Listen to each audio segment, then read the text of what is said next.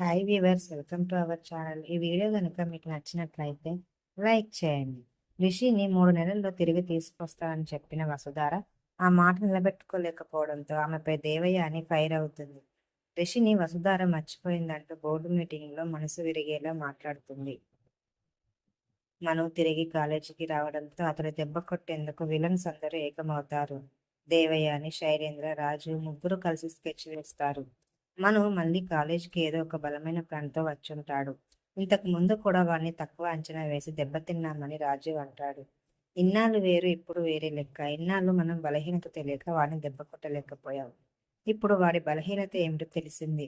మనల్ని ఎదుర్కోవడం వాడి తరం కూడా కాదని దేవయ్య అని అంటుంది. పేరెంట్స్ స్టూడెంట్ బోర్డు మీటింగ్లోనే మనును మళ్ళీ అవమానించాలని శైలేంద్ర ఫిక్స్ అవుతాడు. తండ్రి గురించి పదే పదే అడిగి మనసును ముక్కలు చేస్తానని దేవయ్య అని రాజులతో అంటాడు శైలేంద్ర. దుఃఖం వాడికి, ఆనందం మనకు అని అంటాడు. ఎంత వీలైతే అంత తొందరలో మనును కాలేజీ నుంచి వెళ్ళిపోయేలా చేస్తా. మను లైన్ క్లియర్ అయిన వెంటనే వసుధారను కాలేజీ నుంచి నువ్వు తీసుకెళ్ళమని రాజీవ్కి చెబుతాడు శైలేంద్ర. అతడి మాటలతో వసుధార తన సొంతమైనట్లు రాజీవ్ ఆనందపడతాడు. కొడుకు విజయాన్ని చూసేందుకు దేవయాని కూడా కాలేజీకి బయలుదేరుతుంది. కాలేజీకి తిరిగి వచ్చిన మనుకు థ్యాంక్స్ చెప్తుంది వసుధార. శైలేంద్ర చేసిన అవమానం వల్ల మీరు మళ్ళీ కాలేజీకి వస్తారో లేదోనని తాను భయపడినట్లు చెబుతుంది. దారిలో వస్తుంటే ఎన్నో కుక్కలు మురుగుతాయి. మురిగిన కుక్కలకు భయంపడి ఆగితే మనం ముందుకు వెళ్ళలేం, మన పని మనం చేసుకోలేం అని శైలేంద్రను ఉద్దేశించి అంటాడు మను. పేరెంట్ స్టూడెంట్ మీటింగ్ కోసమే మనును కాలేజీకి పిలిపించినట్లు చెబుతుంది వసుధార. ఆ మీటింగ్ను విజయవంతం చేసే బాధ్యతను మనుకు అప్పగిస్తుంది వసుధార. ఆ మీటింగ్ను సక్సెస్ చేస్తానని వసుధారకు మాటిస్తాడు మను. బోర్డు మీటింగ్లో మను వసుధారను అవమానించే ఛాన్స్ కోసం శైలేంద్ర, దేవయ్య అని ఎదురుచూస్తూ ఉంటారు. నువ్వు ఎండి సీట్లో కూర్చున్న దగ్గర నుంచి అన్నీ విడ్డూరాలు జరుగుతున్నాయని వసుధారపై సెటైర్ వేస్తుంది దేవయాని. రిషి ఉన్నప్పుడు ఇలాంటి మీటింగులు ఎప్పుడూ జరగలేదని అంటుంది. రిషి ఉన్నప్పుడు ఎంఎస్ఆర్ మన కాలేజీని సొంతం చేసుకోవడానికి ఎన్ని కుట్రలు చేసినా అన్నిటినీ తిప్పికొట్టిన కాలేజీకి ఏ సమస్య రాకుండా రిషి చూసుకున్నాడు. కాలేజీని టాప్లో నిలబెట్టాడు అంటూ రిషితో వసుధారను కంపేర్ చేస్తుంది దేవయాని. ఇప్పుడు రిషి సంగతి అనవసరమని ఫణీంద్ర చెప్పిన దేవయాని మాత్రం తన మాటలు దాటిని ఆపదు. రిషి గురించి వసుధార పట్టించుకోవడం లేదు. నువ్వు ఎందుకు మాట్లాడుతావు అంటూ గొడవను మరింత పెద్దది చేస్తాడు శైలేంద్ర. కావాలని ఆ మాట శైలేంద్ర అన్నాడని అర్థం చేసుకున్న మను అతడిపై ఫైర్ అవుతాడు. వసుధార ఎప్పుడు రిషి గురించి ఆలోచిస్తుంటుందని, అతడి అడుగుజాడల్లోనే నడుస్తుంటుందని దేవయ్య అని శైలేంద్రతో అంటాడు మను. వసుధారను మను సపోర్ట్ చేయడం దేవయ్య అని సహించలేకపోతుంది. శైలేంద్ర ఏదో అడిగితే నువ్వు దాన్ని హైలైట్ చేసి మాట్లాడుతున్నావేంటి, అవసరం లేని సపోర్టు వసుధారకు ఇస్తున్నావు అంటూ మనుతో ఎగతాళిగా మాట్లాడుతుంది దేవయాని. వసుధార నిజంగా రిషి గురించి పట్టించుకుంటే 3 నెలల్లో అతన్ని తిరిగి తీసుకొస్తానని మాట ఇచ్చింది.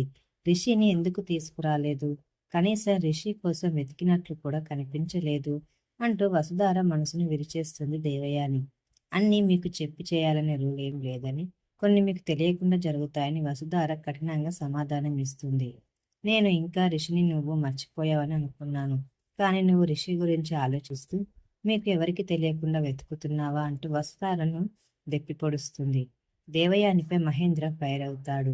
కాలేజీ బోర్డు మీటింగ్లో పర్సనల్ విషయాలు ఎందుకు మాట్లాడుతున్నారని నిలదీస్తాడు. రిషి గురించి అడగడం తప్పేనా? దేవయ్య అని తనను తాను సమర్థించుకుంటుంది. రిషి కాలేజీకి, కుటుంబానికి ఎంతో చేశాడని చెబుతుంది. ఫణీంద్ర కూడా దేవయానికి సర్ది చెప్పాలని చూసినా కూడా తన పుల్లవెర్రి మాటలు ఆపదు. వసుధార నిజంగా రిషి గురించి వెతుకుతుంది అంటే నమ్మశక్యంగా లేదని చెబుతుంది. ఆమె మాటలతో ఫణీంద్ర కోపం పట్టలేకపోతాడు. దేవయ్య అని శైలేంద్ర ఇద్దరిని బోర్డు మీటింగ్ నుంచి బలవంతంగా బయటకు పంపిస్తాడు ఫణీంద్ర. వాళ్ళు వెళ్ళిపోగానే దేవయ్య అని శైలేంద్ర మాటను పట్టించుకోవద్దని వసుధారతో అంటాడు ఫణీంద్ర. నువ్వు ఖచ్చితంగా రిషిని తిరిగి వస్తావని నమ్మకం నాకు ఉందని చెబుతాడు. ఏ అవసరం వచ్చినా తాను ఉన్నాననే విషయం మాత్రం మర్చిపోవద్దని చెబుతాడు. మనును తీసుకుని ఇంటికి వస్తాడు మహేంద్ర. మనును చూసి అనుపమ షాక్ అవుతుంది. ఆమె ఆలోచనలు పసిగట్టిన మహేంద్ర, ఏంటి రాకూడదని వ్యక్తి ఇంటికొచ్చినట్టు అలా చూస్తున్నావేంటి అని అంటాడు. మను ఈరోజు కాలేజీకి కూడా వచ్చాడని అనుపమతో చెబుతాడు మహేంద్ర. కొంతమందిలో ప్రశ్నలు ఎదురవుతాయని, అవమానాలు జరిగాయని మను భయపడే రకం కాదని అంటాడు. అనుపమ, మను ఇద్దరు మాట్లాడుకునేలా చేయడానికి అక్కడి నుంచి వసుధార, మహేంద్ర వెళ్ళిపోతారు. ఇంటికొచ్చిన అతిథులను గౌరవించడం మన సాంప్రదాయం కాబట్టి మనుతో మాట్లాడమని అనుపమతో చెప్పి మరి అక్కడి నుంచి వెళ్ళిపోతాడు మహేంద్ర. విశ్వనాథాన్ని మను కలిసిన విషయం గుర్తు చేస్తుంది అనుపమ. అతడికి దూరంగా ఉండమని మనుకు చెబుతుంది. పేరెంట్స్ మీటింగ్కు అనుపమను రప్పించాలని మహేంద్ర అనుకుంటాడు. వసుధార ఆమెను ఇన్వైట్ చేసేలా చేస్తాడు. కానీ తాను పేరెంట్స్ మీటింగ్కు రానని తనకు కొంచెం ఇబ్బందిగా ఉందని అనుపమ అంటుంది.